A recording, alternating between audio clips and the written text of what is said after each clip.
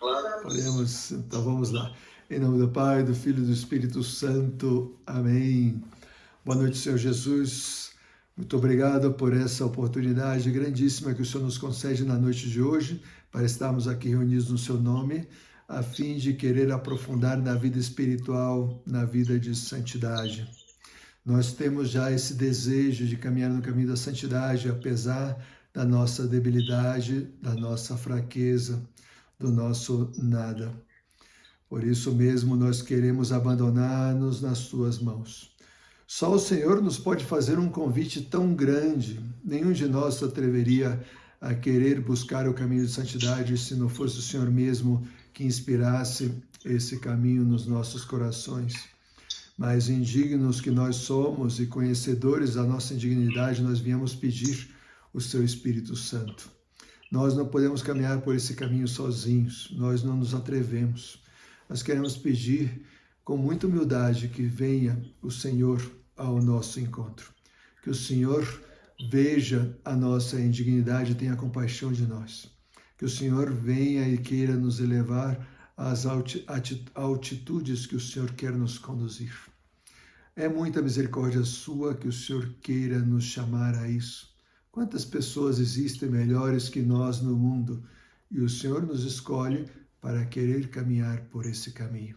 É com muita gratidão que nós viemos participar desse encontro, desejosos de abrir o nosso coração.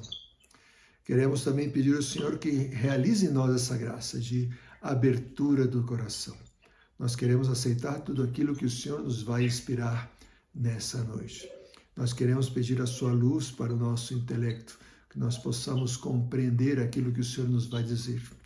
Nós queremos pedir a sua força para a nossa vontade, porque nós queremos caminhar pelo caminho que o Senhor vai nos inspirar. Mas nós sabemos que nós não temos nem a capacidade de poder entender e muito menos a força para poder seguir o caminho que o Senhor nos quer propor. Então queremos pedir com muita humildade nessa noite que o Senhor toque o nosso intelecto e a nossa vontade, para que nós possamos não só entender, mas também querer seguir esse caminho de santidade que o Senhor quer nos inspirar nessa noite.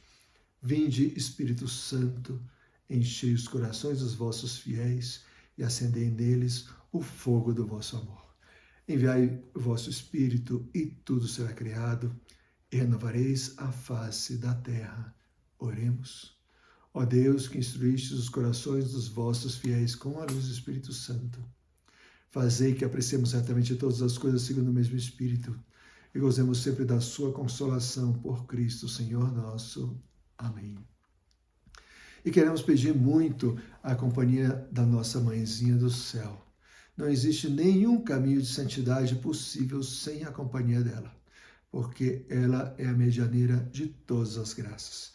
Deus, nosso Senhor, quis escolhê-la como esposa, ela é esposa do Espírito Santo, quis escolhê-la como mãe do seu Filho, quis escolhê-la como redentora para que ela participasse também dos sofrimentos do seu Cristo, do seu Filho, o Cristo, e pudesse ser ela também partícipe da nossa redenção.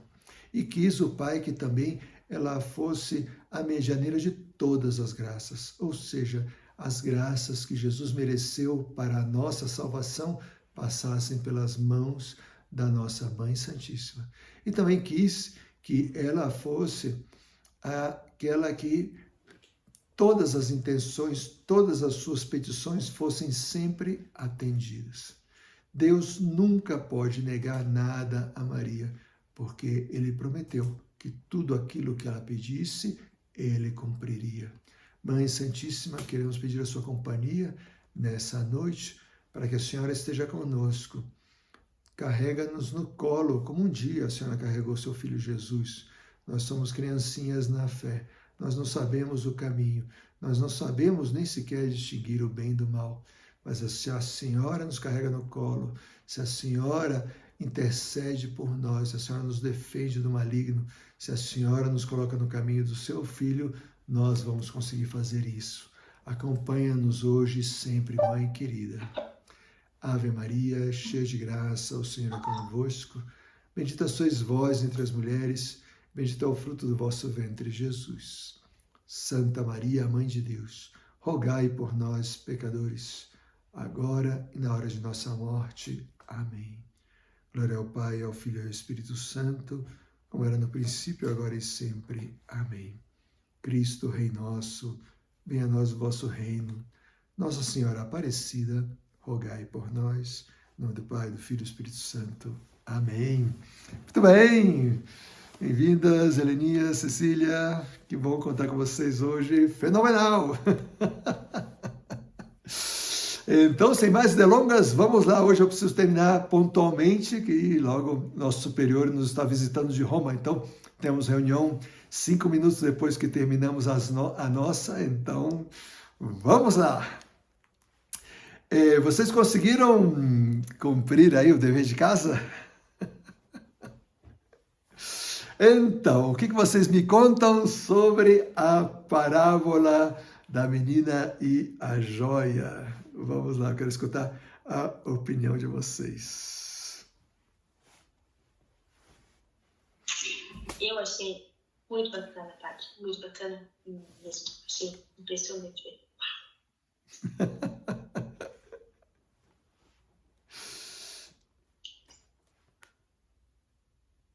Padre, eu li também a parábola e eu anotei alguns pontos aqui que mais me interessaram, né? Eu acho que eu vou focar em 3, porque eu anotei vários pontos, então, para não me estender muito, né? Ok, vamos lá. Vamos começar pelo primeiro ponto, assim, que eu acho que mais me chamou a atenção nessa parábola, foi a joia vermelho sangue, né? Justamente o nome vermelho sangue que me chamou muita atenção nessa parábola. Que com essa inabitação de Deus, né, através do batismo, e essa joia, ela se refere ao batismo. E esse vermelho sangue, eu fiquei meio que pensando na minha cabeça, né, o que seria esse vermelho sangue, assim, realmente, o porquê de ser vermelho sangue, né? O padre não escolheu isso, provavelmente. Então eu fiquei pensando e me veio muito Jesus Cristo, né, a paixão de Jesus ali, para nos redimir. Então, a partir do momento que a princesa ali, né, a princesa não, a mendiga no caso antes, a partir do momento que ela se reveste daquela joia, ou seja, a partir do momento que ela se reveste de Jesus Cristo, ele fala no coração dela para que tenha confiança nela, e chega depois também na parte do marido, né? Esse foi o primeiro que mais me chamou a atenção, a da joia. Depois, um outro ponto que também me chamou muita atenção foi da chegada dessa princesa no castelo, né? E tem um dragão ali, não era nem o mago maligno, mas é logo um dragão, né? Então, me foi muito interessante olhar para isso também e ver que para a gente chegar a Deus, para a gente chegar a Jesus, da eternidade, o inimigo ele vai fazer de tudo ali, ele vai se fazer como um dragão e usar tudo aquilo que a gente tem como virtude para a gente que olha para ele e fala, tudo que eu tenho aqui não é possível de lutar contra ele, mas quando a gente volta o olhar para Jesus, ele nos faz maior, né? A gente diminui, lógico, mas só que ele cresce dentro da gente. E o último ponto, assim, não o último, né? Mas assim, que também me chamou muita atenção, é o reconhecimento, né? Quando a menina, quando Jesus, a joia, na verdade, né? O príncipe, fala para a menina esquecer de tudo que ela já conquistou ali, as espadas, o cavalo, enfim, e para confiar nele, né? Então, nesse momento, ela volta a ser mendiga, volta essa pequenez, né? E me veio bastante isso na cabeça também, que quando a gente conhece Jesus, às vezes a gente tem algumas falsas virtudes, não sei, e quando a gente realmente conhece Jesus, a gente vê a nossa miséria, né? A nossa pequenez diante disso, mas ao mesmo tempo a gente vê também o quão grande Deus se faz dentro da gente. Eu acho que esses foram os 3 pontos mais interessantes assim, dessa palavra. Muito bom, Gabriel. Fenomenal. Muito obrigado. Cecília e Helena, vocês querem acrescentar alguma coisa? Eu não vi. Eu nem... Quando você falou, vocês cumpriram o propósito, eu tava achando que era do filme. Esse era o da semana passada. Perdi. Eu esqueci Tá que eu saí bom. mais cedo. Tem problema, não tem problema. Cecília, você conseguiu ler? Eu faltei no último encontro, então eu perdi a tarefa. Ah, muito bem. Pois é, então depois vocês leiam, tá? A partir da página 4. Eu acho que é muito importante porque, seja nessa parábola, seja na segunda, que a gente já vai falar sobre ela, vem uma espécie de resumo de toda a vida espiritual, né? É claro que está em forma de parábola, a gente precisa especificar depois aí os personagens e o que acontece, né? Mas se nós pegamos, fazemos uma explicação rápida dos elementos, né? Em primeiro lugar, fala de um povoado, um reino, né? Esse reino, depois que eu li a parábola, eu acho que faltou explicar melhor essa coisa, na próxima edição vai estar melhor explicada, né? O reino era um reino muito próspero, muito bonito, fenomenal, etc., mas que depois que o príncipe, que era quem dirigia esse reino, desapareceu, esse reino caiu em decadência, né? E ninguém sabia exatamente o que tinha acontecido com o príncipe, ele simplesmente sumiu. Na verdade, ele tinha sido expulso do seu próprio reino por esse mago maligno, que ademais jogou um feitiço para que as pessoas não soubessem o que tinha acontecido no reino. Então, pois estava essa menina, que era mendiga, e de repente encontrou misteriosamente uma carta que dizia para ela, olha, o príncipe que estava aqui no reino, ele na verdade ele foi levado para outro lugar, ele está num lugar maravilhoso, mas se você quiser ir atrás dele, aqui está um mapa, para que você possa trazê-lo de volta para esse reino que está precisando muito dele, né? Mas ela olha para si mesma, né? Se percebe como uma mendiga, né? E disse, o que eu posso fazer, né, para resgatar um príncipe? Mas mesmo assim, ela aceita a missão, e no fato de aceitar a missão, ela ganha uma joia vermelho sangue engastada numa gargantilha de ouro, numa caixinha dourada. E ela coloca essa joia, e ao colocar a joia, ela se sente bem, e se sente fortalecida, se sente com coragem de ir ao encontro do príncipe, ao mesmo tempo que escuta uma voz interior que disse, eu vou estar contigo ao longo do caminho, então não se preocupe. Então, mesmo sem saber o que ela fazia, e sem sentir que ela tivesse as forças para fazer, ela foi. Na carta tinha um mapa, ela vai seguindo, e conforme ela vai superando as etapas, ela vai ganhando dons, né? Como nos videogames, né? Você passa uma coisa aí, você ganha um capacete, você ganha um escudo, você ganha uma couraça, você ganha uma espada, você ganha uns sapatos, você ganha um cavalo. Então, já no final, ela já estava toda armada, ela parecia a Joana d'Arc, impressionante, estava super preparada para o combate. E finalmente chega no castelo, onde supostamente estava aí o príncipe, e se encontra um enorme dragão que estava defendendo a entrada. E ela, ao olhar o dragão, imediatamente se dá conta que todas as armas que ela tinha não eram suficientes para se enfrentar com esse bicho gigantesco, enorme que ela tinha diante dela, né?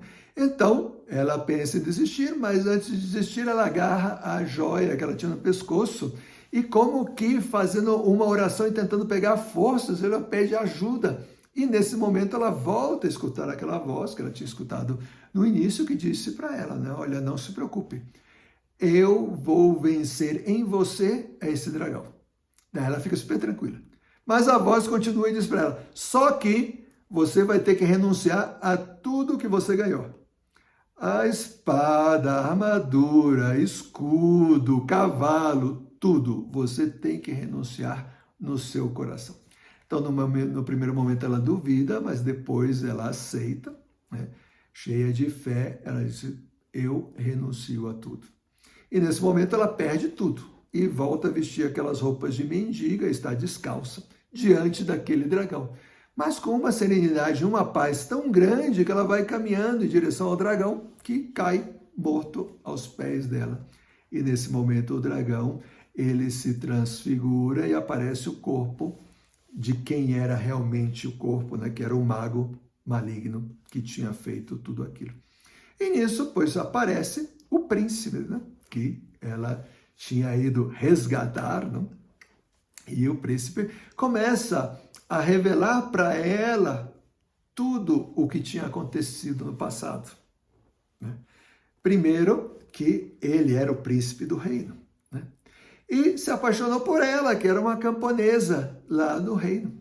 E tinha convidado a ela para ser sua esposa, e ela tinha aceitado. Mas nisso interveio o mago maligno que habitava lá, que apareceu lá no reino, e disse para ela: olha, isso que o príncipe está te propondo é muito pouco, eu posso te dar todos os reinos da terra, com tal de que você me siga, né? E ela se deixou levar por essa proposta, e então ela traiu o príncipe. E ao trair, ela descobriu que era tudo mentira, né? De que ela não ia ser rainha coisa nenhuma, que aquele mago ele só queria usurpar o reino, né? E nesse momento caiu sobre o reino um feitiço, no qual todos os habitantes já não sabiam mais quem eles eram, e essa menina tampouco sabia, e não se lembrava de mais nada do que tinha acontecido, e porque o reino tinha rechaçado o príncipe, o próprio príncipe já tinha se retirado. Então, ela, quando se deu conta de tudo isso que o príncipe tinha revelado para ela, não, entra em pânico, mas ele disse: calma. E nesse momento que ele fala isso, mostra para ela um espelho e vê que ela já não estava mais vestida com as roupas de mendiga, mas estava como uma princesa, né? E então, pois ele revelou para ela: olha, o ato de humildade que você fez de aceitar vir ao meu encontro e, sobretudo, de renunciar a todos os dons que eu te dei ao longo do caminho com tal de me resgatar, foi o ato de humildade que eu usei para te perdoar e te restabelecer como rainha no meu reino. Claro, isso é só uma parábola, um conto, mas que quer falar de uma verdade muito profunda. Essa é a nossa história.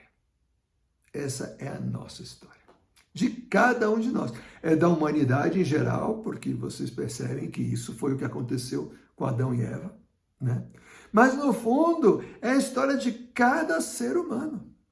Porque nós recebemos no batismo essa joia vermelho sangue, que é o próprio sangue de Jesus, a própria vida de Jesus em nós, que nos dá as forças para nós descobrirmos quem nós éramos e quem nós seremos, porque Deus está apaixonado por nós. Deus verdadeiramente está apaixonado por nós. Essa é das coisas mais inexplicáveis que existem na face da terra. Como é possível que Deus infinito, onipotente, eterno, criador, vá se apaixonar por uma criatura tão pequena como nós? E pior ainda, né? Traidores. Traidores, porque somos pecadores. Nós pecamos. Nós não podemos jogar toda a culpa em Adão e Eva, porque nós continuamos aquilo que eles começaram. Então, essa é a nossa história. E ainda assim, Deus vem ao nosso encontro. E a única coisa que Ele exige é que nós admitamos que nós não podemos por conta própria. E nos despojemos de nós mesmos, inclusive dos dons que Ele vai nos dar. Isso nós vamos explicar bem mais na frente, porque quando nós já estamos avançados na vida espiritual e Deus nos quer elevar já aos últimos graus da santidade, Ele nos pede que nós renunciemos a tudo que Ele nos deu. Impressionante! Mas aí já estamos falando de níveis de santidade. Mas é bom nós não sabemos se Deus nos vai chamar a isso nessa vida ou na outra, mas um dia nós vamos ter essa possibilidade diante de nós. Então, essa é a parábola que nos conta um pouco de como é a nossa vida espiritual, qual é o caminho. E se nós pudéssemos agora nos colocar nessa parábola, nós estamos mais ou menos entre o ler a carta e o começar o caminho em direção aí à busca do príncipe. Talvez a gente nem ganhou ainda nem escudo, nem capacete, nem armadura, nem espada, nem nada. Ainda estamos lá, naquela parte aí da leitura da carta e aquela decisão por Deus, etc. Mas ao longo do curso nós vamos poder ir percebendo um pouco mais como se dá esses avanços. Depois tinha outra parábola que também eu pedi que vocês lessem, vocês conseguiram ler? A parábola do computador e da nuvem?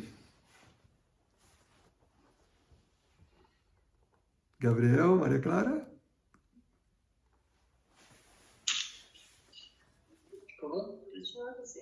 Eu consegui ler, padre, também. Então, vamos lá. Essa eu não tive muitas inspirações, porque a conclusão que eu cheguei na cabeça é que a parábola da menina do rei da joia, né, era meio que uma parábola medieval, e essa parábola era uma parábola mais atual, né, para que a gente pudesse entender. Exato. Mas, como na própria parábola, no final, fala dos instrumentos que é usado no computador, né, explicando o que cada um é cada um,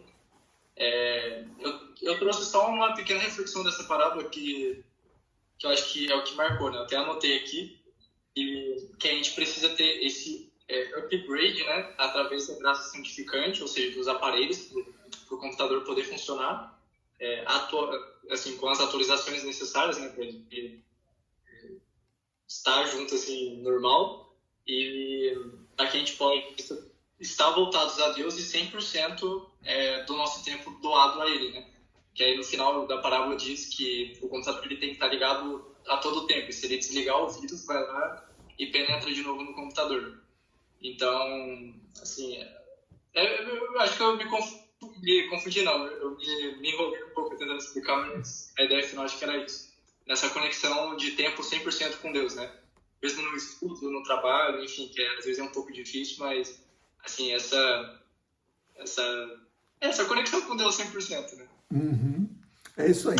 Então, essa parábola é uma espécie de atualização para o mundo moderno, né? Então, a outra era meio medieval, essa é um velho computador, daqueles que eu conheci.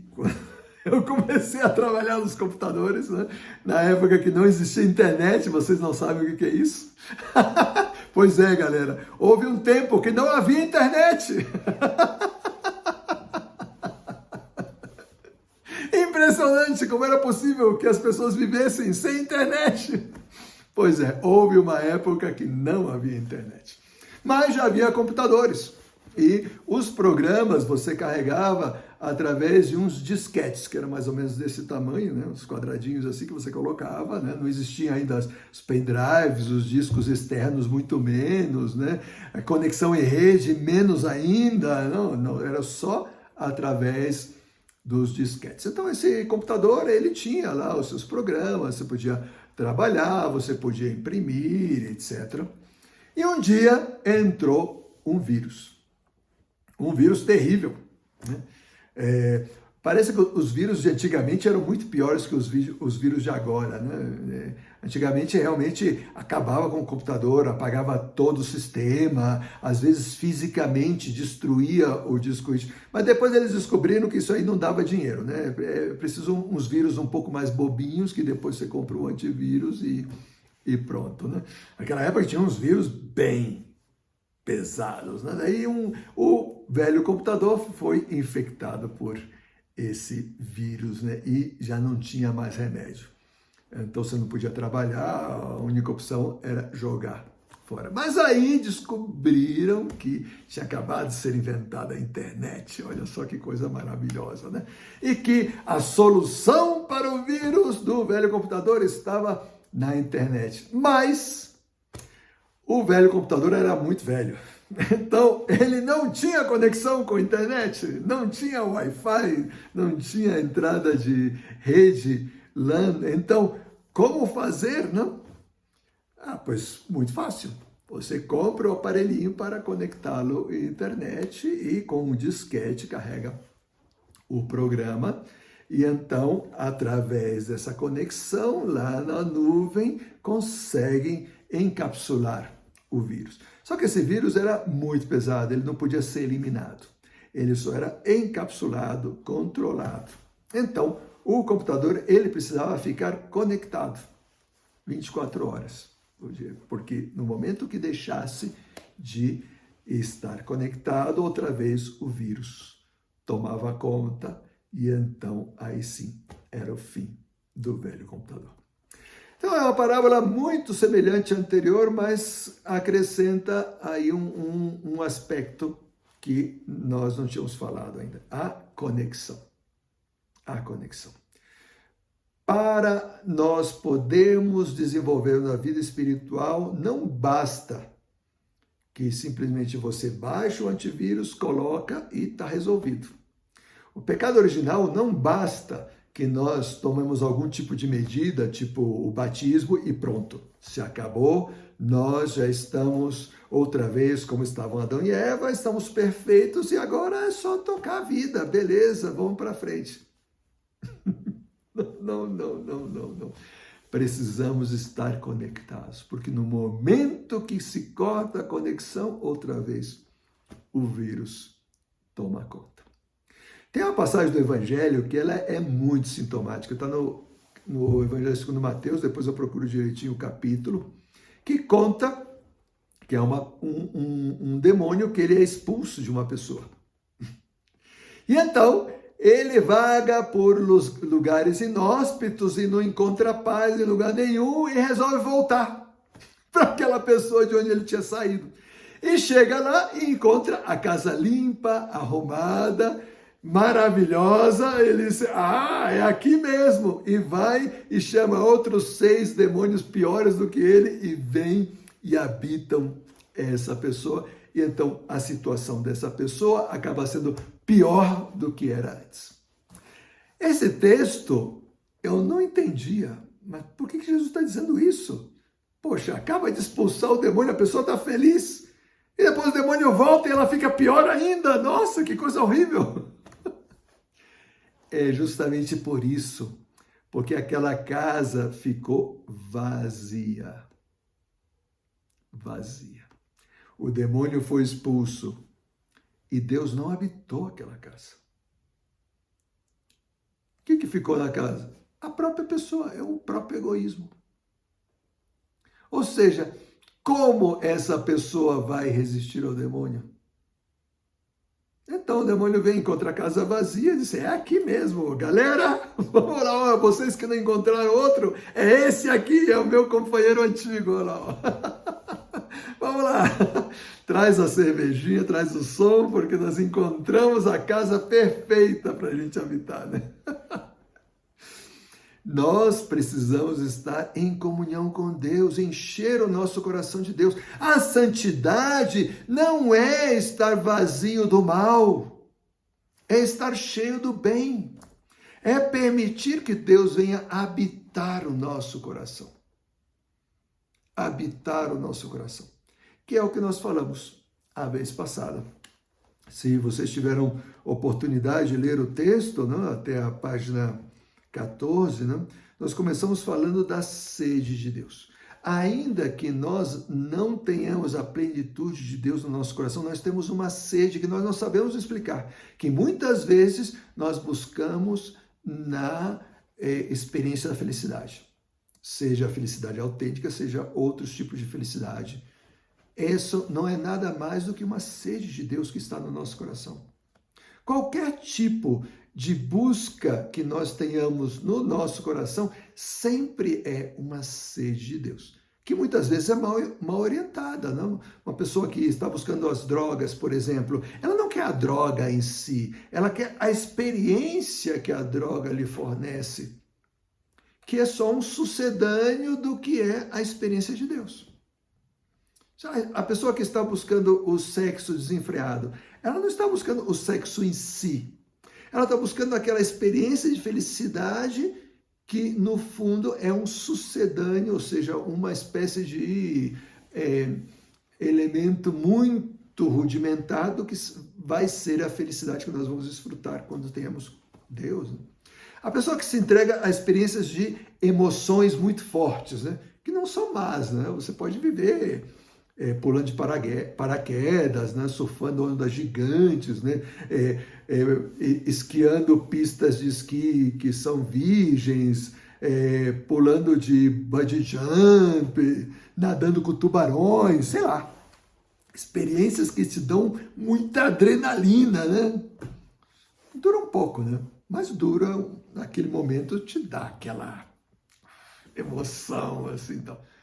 Isso é uma faísca que lembra o que vai ser a nossa experiência quando nós tenhamos intimidade com Deus. No fim das contas, sempre estamos buscando a Deus. Diz o Cântico dos Cânticos, capítulo 1, versículos 2 a 4. Cântico dos Cânticos é um dos livros da Bíblia, tá? Caso não nos lembremos. Diz o seguinte: beija-me com os beijos da tua boca, porque os teus amores são mais deliciosos que o vinho, e suave é a fragrância dos teus perfumes. O teu nome é como um perfume derramado, por isso amam-te as jovens. Arrasta-me após ti, corramos. O rei introduziu-me nos seus aposentos. Exultaremos de alegria e de júbilo em ti. Tuas carícias nos inebriarão mais do que o vinho. Quanta razão há em te amar. Nossa, mas é um poema de amor? É um poema de amor. São os poemas do rei Salomão. Mas ele não está escrevendo propriamente a uma mulher. Ele se está referindo às suas experiências de Deus, no qual ele não encontrou nenhuma forma melhor de explicar do que um poema de amor, para dizer como a alma está apaixonada por Deus. De fato, no Cântico dos Cânticos vai alternando. O protagonista às vezes é a alma, outras vezes é Deus mesmo, na figura do amado, outras vezes é o coro, que fala a situação dos dois. Nós temos essa sede. Nós desejamos ter essa intimidade com Deus. No Salmo 42, também está aí na apostila, né? Como a corça anseia pelas águas vivas, a minha alma suspira por vós, ó meu Deus. Minha alma tem sede de Deus, do Deus vivo. Quando irei contemplar a face de Deus? A minha alma tem sede de Deus, do Deus vivo. São João da Cruz, no Cântico Espiritual, na primeira das suas 45 estrofes, acho que são 45, não me lembro. É espetacular, eu leio primeiro em espanhol. Adonde te escondiste, amado, e me dejaste com gemido? Como el siervo huiste, habiendo-me herido, salí tras ti clamando, e eras ido. Onde te escondeste, amado, e me deixaste gemendo? Como um servo fugiste, deixando-me ferido. Parti detrás de ti clamando, mas tu já tinhas ido. Essa experiência é para as pessoas que já estão no caminho da vida espiritual e começam a saborear quem é Deus. E Deus, querendo levá-la a um nível de purificação maior, se esconde. Se esconde. E então é maior a sede de Deus. E Deus faz isso porque através dessa sede se dá uma maior purificação. E aumenta o desejo, aumenta o nosso esforço, aumenta a nossa santidade, para que depois voltemos a encontrá-lo. São João da Cruz vai falar do encontro no poema da Noite Escura da Alma, que vamos deixar para outro momento, no qual em só 8 estrofes ele fala toda a experiência espiritual da alma que já está passando da sexta para a sétima morada. Ou seja, a maior intimidade que uma pessoa pode ter com Deus nesta vida. Que coisa maravilhosa. Que São João da Cruz interceda por nós e nos ajude no nosso caminho de santidade. Mas tudo isso é para que nós compreendamos o caminho para o qual Deus nos quer conduzir. É importantíssimo que nós tenhamos claro esse ponto de partida, senão nós vamos acabar vendo os obstáculos do caminho como simples disciplina que nós precisamos passar. E podemos voltar a cair a ser cristãos de IBGE, fazendo simplesmente cumprindo aquilo que nós devemos cumprir para nos salvar, mas sem que o nosso coração esteja experimentando aquele momento que Deus permite, que pode ser um momento de sofrimento, de aridez, inclusive de aparente falta de fé. Eu digo que é aparente porque a experiência é de falta de fé, mas não é falta de fé, é purificação.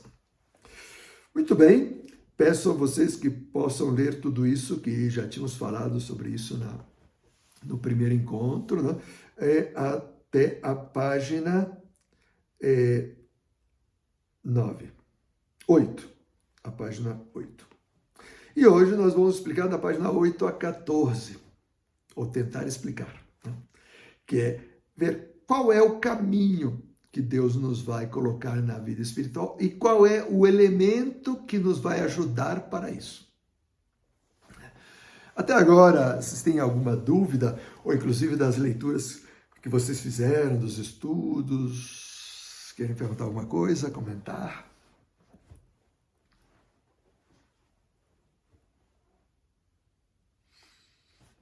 Tá, beleza? Eu tinha... Não, eu tinha... Fala, Helena. Calma aí, deixa eu só evacuar. Ok. Porque eu anotei na primeira formação. Uhum. Ah, tá. Na primeira formação você estava falando de Adão e Eva, né? Você falou de Adão e Eva por um período aí. Uhum. E eu fiquei com uma dúvida. A partir do momento em que a gente conhece de fato a Deus e o ama, na minha cabeça, se você realmente experimentou esse amor, não tem como você se separar disso, é inevitável, é uma cola. Tipo, você experimentou e então agora você vive isso, você deseja viver isso porque é algo incrível, ok? Então, por exemplo, os santos, eles experimentam o verdadeiro amor de Deus e o amam verdadeiramente e por isso são santos. Eu fiquei com dúvida se Adão e Eva amaram verdadeiramente a Deus. Muito boa pergunta. Existem graus da experiência de Deus. Justamente porque Deus é infinito, nós nunca vamos poder experimentar completamente Deus. Porque não cabe dentro de nós. Deus é infinito, a nossa capacidade de amar é muito pequena. O que nós vamos explicar hoje nos vai ajudar a compreender como que Deus aumenta a nossa capacidade de amar. Tá? Adão e Eva, eles ainda não tinham isso. Eles tinham uma natureza perfeita, mas uma natureza humana. Só humana. Então, a sua inteligência era perfeita, a sua capacidade de amar era perfeita, os seus sentimentos, as suas paixões, as suas emoções, o seu corpo estava submetido à sua inteligência, à sua vontade. Então, eles eram perfeitamente equilibrados. Mas eles ainda não tinham o que nós recebemos depois com o batismo. A inabitação. Né? A vez passada nós explicamos um pouco isso, o que era a inabitação. Deus vem morar dentro de nós. A inabitação é o cumprimento daquilo que Adão e Eva não tinham e que eles tentaram pegar por usurpação. Ser Deus. Ser Deus. Era o único mandamento que eles tinham. Vocês podem fazer o que vocês quiserem, menos querer ser Deus. Isso é o que simbolizava a árvore da ciência do bem e do mal. Porque só Deus é o dono do bem e do mal. Porque só Ele é o legislador, só Ele é o Criador. Então, no fundo, Deus estava dizendo, Adão e Eva, vocês podem querer ser o que vocês quiserem, vocês podem fazer o que vocês quiserem, menos ser Deus. O que Adão e Eva não sabiam é que Deus já tinha pensado dar para eles esse presente. Só que não tinha falado. Era surpresa. E, entretanto, aparece o demônio oferecendo para eles, dizendo, tá aí, é só vocês pegarem. Deus mentiu para vocês não vão morrer. E eles acreditaram no desgraçado. E pecaram. Então, eles fizeram uma experiência do amor de Deus, mas de acordo com as suas possibilidades. Muito menor do que a experiência que Deus permite aos santos agora, e muitíssimo menor do que a experiência que permite aos bem-aventurados na eternidade. Porque já tem o batismo. Então já tem o organismo sobrenatural, já tem essa capacidade de ser Deus, porque eles passam a ser filhos de Deus no Filho. Então, esse segundo organismo é o que nos permite que Deus more dentro de nós e que nós possamos ser como Deus. Então, o tema de hoje é um pouco sobre isso. Então, eu acho que ao longo do que a gente vai falar agora, tenho 10 minutos, nós vamos talvez explicar um pouquinho melhor essa sua dúvida, tá? Então, para nós entendermos um pouco melhor o que significa essa inabitação, né? Que, no fim das contas, é o que permite a vida espiritual. Então, a partir da página 8, nós vamos explicar sobre isso. A vida, primeiro, qual a diferença entre vida natural e vida sobrenatural, né? Como nós temos pouco tempo, eu já vou explicando, né? Vida natural é a vida que Deus nos permite neste mundo, com todas as nossas capacidades. Então, nós temos os nossos sentidos, né? A vista, o ouvido, o olfato, o paladar, o tato. E através desses sentidos, nós experimentamos o mundo, nós nos comunicamos e os outros se comunicam conosco. Tudo é através dos sentidos. Não existe nada que possa entrar em nós que não chegue pelos sentidos. Se uma pessoa tivesse a fatalidade de perder os seus sentidos, ela perde a sua capacidade de comunicação. Ela não se comunica e tampouco recebe nada. Imagina, a pessoa que não tem a vista, o ouvido, o tato, o paladar, o olfato, como que ela vai se comunicar? Não, ela não pode se expressar e tampouco pode receber nada. Como que você vai comunicar algo para essa pessoa? Ela não vê, ela não escuta, ela não sente, não tem o tato, não tem o paladar, não tem o olfato. Ela está isolada. Ela é prisioneira do seu próprio corpo. Ela ficou no... A vida natural é isso. Nós dependemos absolutamente dos nossos sentidos. E tudo o que acontece é através dos sentidos. É verdade que depois nós temos a nossa imaginação, nós temos a nossa memória. E daí você pode dizer, mas através da oração eu posso falar com Deus. Mas a oração não se serve dos sentidos.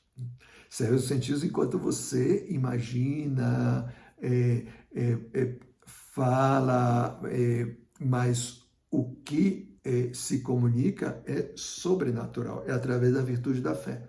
Então, nós já estamos usando um canal sobrenatural para nos comunicarmos. Né? A vida sobrenatural é a vida de Deus. É sobrenatural. Se a natureza está aqui, sobrenatura. É o que está além da natureza. Ou seja, tudo aquilo que nós não podemos captar pelos sentidos. O espírito nós não podemos captar pelos sentidos. Então, o seu anjo da guarda está aí do seu lado agora.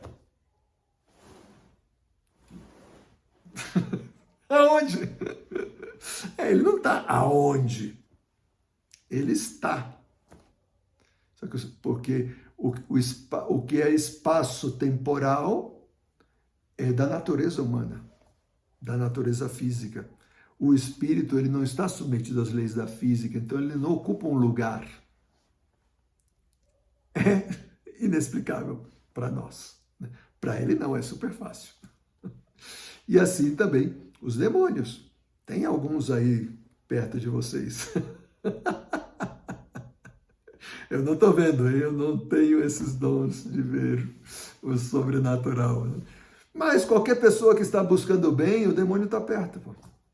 Porque ele não vai estar perto dos pecadores, porque eles já estão pecando mesmo. Ele vai estar perto de quem está querendo viver a virtude, porque ele quer derrubar. Mas também está o Espírito Santo, está o seu santo protetor ou santa protetora, estão aí acompanhando vocês, só que nós não podemos ver. Né? A vida sobrenatural é a vida de Deus, é a vida como vive Deus. É como Deus pensa, é como Deus vê e, sobretudo, como Deus ama. Como Deus ama. Essa é a vida sobrenatural. Bom, depois aí vocês vão poder ler com mais calma, aí na página 8. Depois na página 9 vai explicar que para que nós possamos ter acesso a essa vida sobrenatural, é que nós temos vida espiritual. Então, quando nós falamos de vida espiritual, é a nossa conexão com Deus. Nós queremos nos conectar com Ele. E nós nos servimos da vida sobrenatural, vida espiritual. Então, quando falamos de vida espiritual, é querer comunicar-se com Deus através da comunicação de palavras, mas também da comunicação de amores. Experimentar o amor de Deus e nós mesmos manifestar o nosso amor a Ele. Mas imediatamente nós nos damos conta que as nossas capacidades naturais são insuficientes para isso. Porque se nós dissermos, ok, vamos até Deus, como é que a gente faz? Vamos para o aeroporto, ou a gente entra no WhatsApp, a gente liga, vamos aí na estação de ônibus, ou a gente tem que cavar um buraco na terra. O que a gente faz? Tudo o que nós podemos fazer nessa vida é insuficiente. Se Deus não quiser se comunicar conosco, nós podemos fazer o que nós quisermos. Nós nunca vamos encontrar Deus. Por quê? Porque a nossa natureza não pode passar para o sobrenatural. Assim, fácil. A tecnologia nunca vai suprir esse passo. Nunca vamos inventar uma máquina para viajar onde está Deus. Um raio cósmico, assim, que de repente nos leve aí para Deus, né? Eu vi uma vez um seriado que o cara tinha uma faca que ele abria assim o tempo e o espaço e você passava de um universo para outro, né? Então entrava em outro universo, então eram os multiversos, não? Pois não existe essa faca. E nem vai existir. Se Deus não quiser, nós nunca vamos a Ele. É Ele que vem até nós. E para isso, Ele mesmo tem que pegar a nossa pobre natureza e elevá-la ao seu nível. Ele precisa vir até nós. E Ele mesmo entrar em nós, para que Ele se reconheça em nós. E então nós possamos nos comunicar com Ele. Em poucas palavras, Ele precisa fazer uma nova criação dentro de nós. O nosso velho organismo, com os nossos olhos, a nossa pele, o nosso esqueleto, os nossos órgãos internos, não servem, nem sequer o nosso cérebro. Ele precisa criar um segundo organismo dentro de nós, que seja capaz de se comunicar com Deus. E isso se chama organismo sobrenatural. Organismo sobrenatural. Através desse organismo, nós vamos poder nos comunicar com Deus. esse organismo nos vai permitir conhecer a Deus, amar a Deus e viver a vida de Deus. Conhecer, amar, viver a vida de Deus. Essas três coisas constituem ser Deus. Ser Deus. Então, quando nós falamos que Deus se fez homem para que nós pudéssemos ser Deus, nós não estamos falando que vamos ser onipotentes, porque não é a onipotência que caracteriza Deus. É um dos suas prerrogativas. Mas o que caracteriza Deus é o seu amor. Porque essa é a definição de Deus. Carta de São João. Deus é amor. Ou, já no Evangelho de São João. Evangelho e depois as três cartas. Deus é amor. Deus é amor. Então, Deus, ele quis que nós pudéssemos ser Deus, porque esse é o nosso grande desejo. Então, ele morrendo na cruz, ressuscitando, subindo aos céus, ele enviou o Espírito Santo para que o Espírito Santo dentro de nós pudesse habitar em nós e criar em nós esse segundo organismo, que é ele mesmo. De que se trata esse organismo? Página 10. Organismo sobrenatural. É um organismo que ele é espiritual. Então não pensem que se depois do batismo você tirar um raio-x, vai aparecer uma coisa nova aí do lado do seu coração, ou entre os pulmões, ou lá na coluna, ou aqui no cérebro, ou assim tipo uma aura no corpo inteiro. Não tem nada físico, nada, nada. Se você, depois de batizado, você doar os seus órgãos, não dá para doar o órgão sobrenatural. Por quê? Porque ele é espiritual. Mas não por ser espiritual, ele não existe. Olha, essa é uma confusão que muitas vezes as pessoas fazem. Ah, não, se não é físico, não existe. Claro que existe. Deus não é físico, existe. E existe mais do que nós. Porque ele pode viver sem nós, nós não podemos viver sem ele. Então, existe. O organismo sobrenatural existe. Depois do batismo, ele existe dentro de você. Aí está. Esse organismo sobrenatural, ele é composto por, primeiro, a graça santificante. Graça santificante. É uma graça que é a própria presença de Deus em nós. O que é a graça? É a presença de Deus. Quando eu digo, eu recebi uma graça de Deus, não é algo que ele manda, tipo se fosse assim uma gosma, a clara da gema, algo assim. Não, é ele mesmo. É ele mesmo. A graça de Deus em nós é Deus mesmo em nós. Então, a graça santificante é a presença de Deus em nós que nos santifica. Esse é o primeiro elemento do organismo sobrenatural. Segundo elemento, as virtudes infusas e os dons do Espírito Santo. Tudo junto. As virtudes infusas e os dons do Espírito Santo. Depois vamos explicar melhor quais são, mas já dizendo rapidamente, são as três virtudes teologais, né? Fé, esperança e caridade, e as 4 virtudes morais ou cardeais, que são a justiça, a prudência, a temperança e fortaleza. Tá? Mais para frente nós vamos falar melhor sobre isso. Elas são infusas, quer dizer, o Espírito Santo as infunde dentro de nós. Mas, ao mesmo tempo, são virtudes, ou seja, nós precisamos exercitá-las para que elas se desenvolvam, porque elas estão em semente.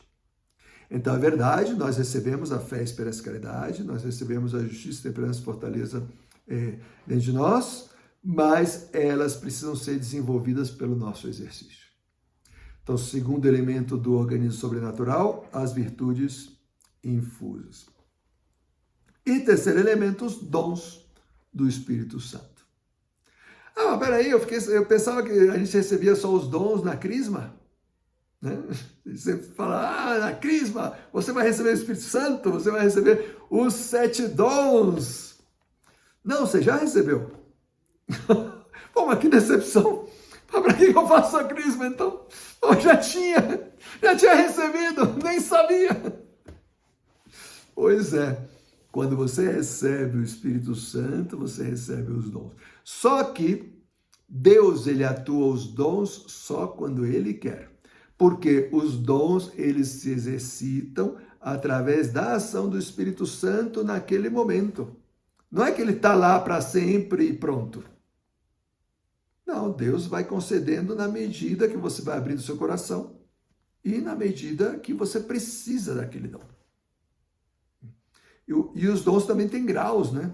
Dom de conselho, por exemplo, que é o dom que os diretores espirituais precisam, né? Para que o conselho que ele dê seja do Espírito Santo e não da sua própria inteligência, né? Se você pega o meu dom de conselho, ó, desse tamanho. Aí você pega o dom de conselho do Padre Pio, né? São Padre Pio, uma coisa absurda. A pessoa nem precisava falar. Ela entrava e ele já ia dizendo o que ela tinha que fazer. Impressionante. O que era isso? É o dom de conselho. Pô. Não era ele. Ele já via o que Deus queria dizer para aquela alma. Ele já dizia. Então, esses são os elementos que compõem o organismo sobrenatural. Graça santificante, virtudes infusas e os dons do Espírito Santo. A crisma vai reforçar isso, vai ampliar essa presença. E por último, aí nesse capítulo nós falamos também de outras duas conexões que Deus nos permite, né? E que são fundamentais para a nossa vida espiritual. Lembre-se que com a parábola do velho computador, falaram que precisa estar conectado, né? Essa conexão com Deus é fundamental. Então, Deus, quando estabelece em nós o organismo sobrenatural, é como essa espécie de antena de Wi-Fi para que nós possamos estar conectados com o Wi-Fi celeste. Então, o organismo sobrenatural é o que permite essa conexão com Deus. É o que permite essa conexão com Deus. As pessoas que não são batizadas podem se conectar com Deus por graças atuais que Deus concede, mas não é algo constante como é o que acontece no que é batizado. Né? Nós já temos essa conexão estável. Né? Então, essa conexão consiste nesses dois elementos. Primeiro, a vida de oração, que é fundamental, né? A oração, ela é a nossa conexão com Deus. E o segundo elemento é o corpo místico de Cristo. Corpo místico de Cristo. Já ouviram falar do corpo místico de Cristo? Rapidamente, para que entendamos. Cristo é a segunda pessoa da Santíssima Trindade. Ao se encarnar, ele assume um corpo humano de carne. Ao morrer, esse corpo deixa de existir, e ao ressuscitar, ele recebe o corpo glorioso, que é o mesmo corpo semelhante ao que nós vamos receber na eternidade, no final dos tempos. Só que ao subir aos céus e enviar o Espírito Santo dentro de nós cria uma rede semelhante a um corpo, mas com as conexões tão fortes como de um corpo. Então, o teu pulmão está intimamente conectado contigo, mas tão intimamente que você nem percebe que ele existe. Mas se ele deixa de funcionar, você percebe.